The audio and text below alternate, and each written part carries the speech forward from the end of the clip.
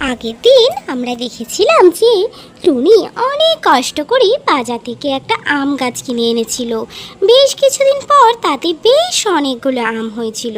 টুনি বাজারে বিক্রি করতে যাবে, এমন সময় দেখা যায় একটা দুষ্টু কাক এসে সবার অনুপস্থিতিতে সেই সমস্ত আম পেড়ে নিয়ে চলে গেছে। এই দেখে টুনি আর টুনি বাচ্চাদের ভীষণ মন খারাপ হয়ে যায়। মন খারাপ করে টুনি বলতে থাকে, হায় হায়, এটা কি হলো? কালকেই তো সমস্ত আম দেখে গেলাম, আজকে তো বাজারে বিক্রি করব ভাবলাম, এটা কি করে হলো? কোন দুষ্টু লোক আমাদের সাথে এইরকম করে গেল?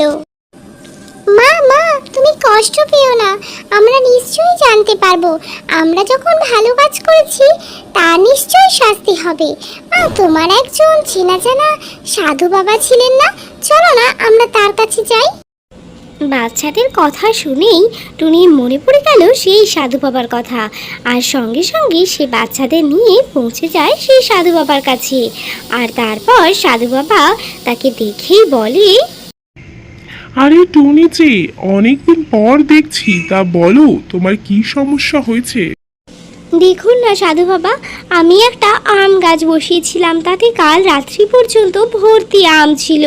আমি আজকে সেগুলো বাজারে বিক্রি করব ভেবেছিলাম, কিন্তু আজ সকালে দেখছি কেউ আমগুলো সব চুরি করে নিয়ে গেছে। আমাকে একটু দেখে বলুন না সেই আমগুলো কে চুরি করে নিয়ে গেছে, আর তাকে কিভাবেই বা শাস্তি দেব। টুনির কথা শুনে সাধু বাবা ধ্যানে মগ্ন হয়ে যান। তারপর কিছুক্ষণ পর বলেন, শোন টুনি, সেই দুষ্টু কাকটাই তোর সমস্ত আম গাছ থেকে আম নিয়ে চলে গেছে। আর আমি তোকে এর উপায়ও বলে দিচ্ছি। এই আম গাছটা আমি তোকে দিলাম, এই আম গাছটা এখনই গিয়ে লাগিয়ে দে, তারপরেই তুই দেখতে পাবি কাক কেমন শাস্তি পায়। সাধু বাবা থেকে আম গাছটা নিয়ে চলে এসে টুনি তার নিজের জমিতে সেই পুরনো আম গাছটার পাশে লাগিয়ে দেয়।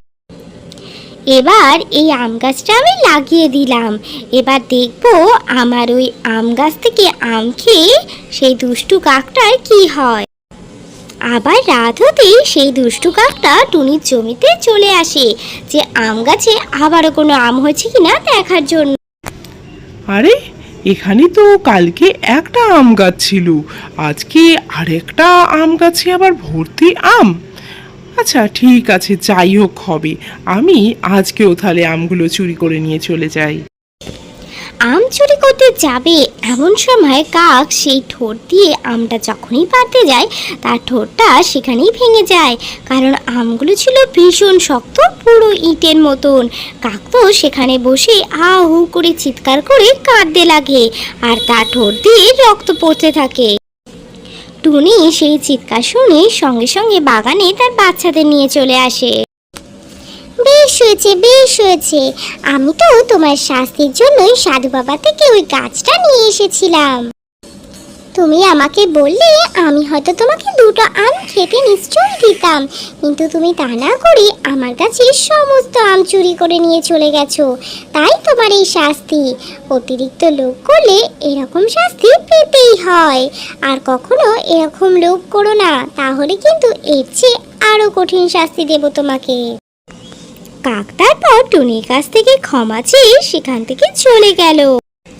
আমার ছোট্ট মিষ্টি বন্ধুরা, তোমাদের আমার গল্প কেমন লাগছে তোমরা কিন্তু অবশ্যই কমেন্ট করে জানিও, আর তার সাথে চ্যানেলটা সাবস্ক্রাইব করতে ভুলো না। আর তোমাদের কোন ধরনের গল্প দেখতে পছন্দ সেটা কিন্তু আমাকে অবশ্যই জানিও। আজকের গল্পটা কেমন লাগলো সেটাও জানাতে ভুলো না। আজ তবে এই পর্যন্তই।